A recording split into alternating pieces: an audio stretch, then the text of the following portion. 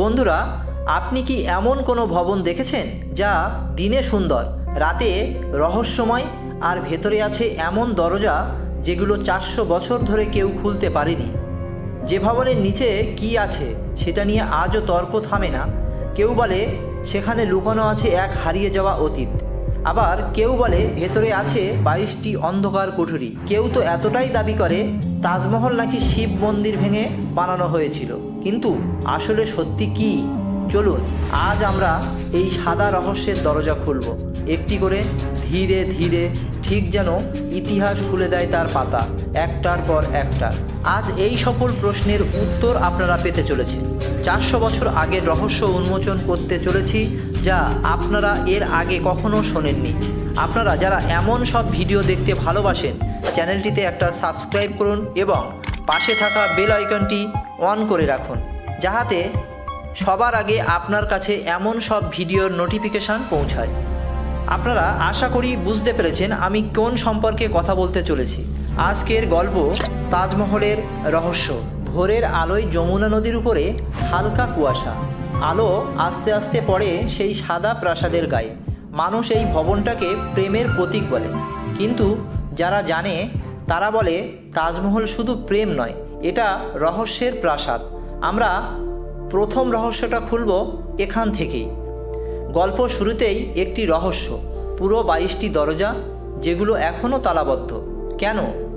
সরকার বলে ওগুলো ছিল রক্ষণাবেক্ষণের ঘর, কিন্তু মানুষ বলে ওখানে কি লুকোনো আছে, কোনো গোপন কক্ষ নাকি কোনো হারানো ইতিহাস?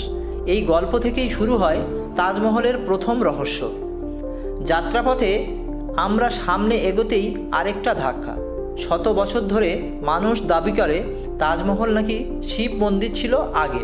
একটা রহস্যজনক নামও প্রচারিত হয়, তেজমহল্লায়। এখন সত্যিটা কি?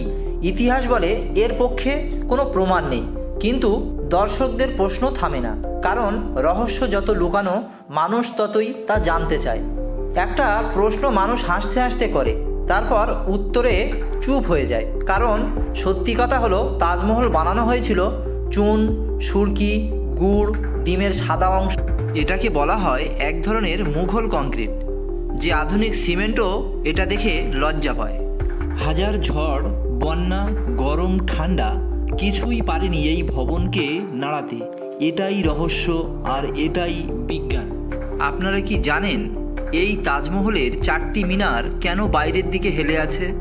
তাহলে চলুন, এটা ভুল না, এটা পরিকল্পনা। যদি কখনো মিনার ভেঙে পড়ে যেন মাজারের উপর না পড়ে। মুঘল স্থাপত্য এটা ছিল বিস্ময়কর ও ইঞ্জিনিয়ারিংদের প্ল্যান। যারা তাজমহল বানিয়েছিল তাদের কি হাত কেটে নেওয়া হয়েছিল? গল্পে আছে শাহজাহান নাকি শ্রমিকদের হাত কেটে দিয়েছিল। আগে না, শুনতে যতটা ভয়ঙ্কর, কিন্তু ইতিহাস বলে না। ইতিহাসে এর কোনো প্রমাণ নেই, বরং সেই কারিগরদের ব্যবহার করা হয়েছিল পরের ভবনেও। সত্য নয়, কিন্তু রহস্যের গল্প মানুষের মুখে আজও বেঁচে আছে। তাজমহলের সামনের আরবি লেখাগুলো দেখলে মনে হয় অক্ষরগুলো সোজা সোজা, কিন্তু কাছে গেলে দেখা যায় উপরের দিকের অক্ষর বড় আর নিচেরগুলো ছোট। এর ফলে দূর থেকে সব অক্ষরই একই সাইজ দেখায়। এটা সাধারণত লেখা নয়, এটা ইংরেজিতে বলা হয় অপটিক্যাল ইলুশন। তাজমহল কি কোনো এক নির্দিষ্ট রাতে আলোকিত হয়? অনেকেই বলেন একটা নির্দিষ্ট রাতে তাজমহল নিজের আলোয় আলোকিত হয়, কিন্তু আসল সত্যি কি জানেন? পূর্ণিমার রাতে চাঁদের আলো মার্বেলে এমন প্রতিফলিত হয় যে পুরো ভবনটা আলোর মতো জ্বলতে থাকে। এটা বৈজ্ঞানিক, কিন্তু এত সুন্দর যে দেখে মনে হয় জাদু। এবারে আপনাদের সামনে আরও একটি তাজমহলের গোপন তথ্য ফাঁস করতে চলেছি। কি সেই গোপন তথ্য জানতে হলে আমাদের চ্যানেলটিতে একটা সাবস্ক্রাইব করে রাখুন আর বেল আইকনটা অন করে দিন, যাতে এইরকম ভিডিও আপনার কাছে সবার আগে নোটিফিকেশান পৌঁছায়। তাজমহলের নিচে কি সত্যিই কোনো গোপন কক্ষ আছে? একটাই বড় প্রশ্ন আপনাদের মনে উঁকি দিচ্ছে, যে প্রশ্ন আপনারা দেখেছিলেন এই গল্পের থাম্বনেলে। এবারে আপনাদের সামনে যে রহস্যজনক তথ্যটা ফাঁস করতে চলেছি সেটা আর কোথা থেকে নয়, এআই থেকে নেওয়া এই গল্পটি। হাজার ভিডিও, হাজার গল্প, সবাই একটি কথাই বলে তাজমহলের নিচে শিব মন্দির আছে, কিন্তু ইতিহাস কি বলে? কোনো প্রমাণ নেই, কোনো নথি নেই, মুঘল স্থাপত্য এখানে পরিষ্কার দেখা যায়। তবে মানুষ বলে, যেখানে রহস্য আছে সেখানে প্রমাণের দরকার হয় না, গল্পই বাঁচিয়ে রাখে রহস্যকে। আর এ কারণেই এই গল্প আজও টিকে আছে। এই তাজমহলের নাম আগে কেন মোমো তাজমহল ছিল, এই গল্পের মধ্যে এই অংশটা যদি না বলা হয় তাহলে গল্পটা অসম্পূর্ণ মনে হবে। একসময় ভারতের মোগল সম্রাট ছিলেন শাহজাহান। রাজপ্রাসাদে হাজার ব্যস্ততার মাঝেও তার হৃদয়টা কেবল একটাই নামে বাঁধা ছিল, মোমো তাজমহল। মমতাজ শুধু তার স্ত্রী ছিলেন না, ছিলেন তার পরামর্শদাতা, ছায়া, সঙ্গী আর জীবনের সবচেয়ে কাছের মানুষ। কিন্তু একদিন মমতাজ অসুস্থ হয়ে পড়েন। দীর্ঘ চিকিৎসার পরও তিনি আর বাঁচলেন না। বাদশাহ শাহজাহান সেই মুহূর্তে ভেঙে পড়েছিলেন, এতটাই ভেঙে পড়েছিলেন যে বলা হয় প্রিয়তমাকে হারানোর সেই রাতে সম্রাটের হাসি চিরদিনের জন্য নিভে গিয়েছিল। প্রিয় স্ত্রীর স্মৃতিকে অমর করে রাখতে তিনি সিদ্ধান্ত নিলেন একটি এমন মহৎ স্মৃতিসৌধ তৈরি করবেন যেটা দেখে পৃথিবী জানবে প্রেম কখনো মরে না। এভাবেই শুরু হলো তাজমহল নির্মাণ। হাজার হাজার শিল্পী, কারিগর, মিস্ত্রি 22 বছর ধরে দিনরাত কাজ করলেন।